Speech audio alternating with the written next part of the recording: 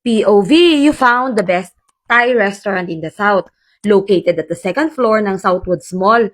Bagong bukas itong Thai Palace Restaurant at na-curious nga kami ni ate ko anong lasa ng mga food nila, kaya dito namin naisipang kumain. They serves authentic and affordable Thai cuisine that transports you to Thailand with every bite.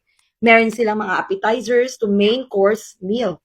In-order namin ay pad thai, angus beef na sobrang juicy ng beef and ang lambot like melts in your mouth talaga. Si ate naman may bagong favorite na itong shrimp toast. Yung 3 pieces niyan, siya lang ang umubos. And of course, hindi kompleto ang Thai food experience kung walang mango sticky rice na talaga namang masarap at sulit ang bayad.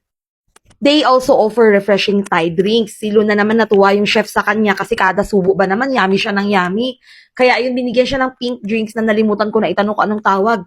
Pero must try talaga, legit na masarap. Very Instagrammable ang kanilang indoor dining area, kaya nga habang inaantay naming maluto yung aming order, ay nag-picture-picture at nag-video-video muna kami. This is our first time trying Thai cuisines, and in fairness ha, lahat ng order namin sulit at nasarapan talaga kaya kung naghahanap din kayo ng kakaibang food tripan, why not subukan dito sa Thai Palace, dito sa may Southwoods Mall.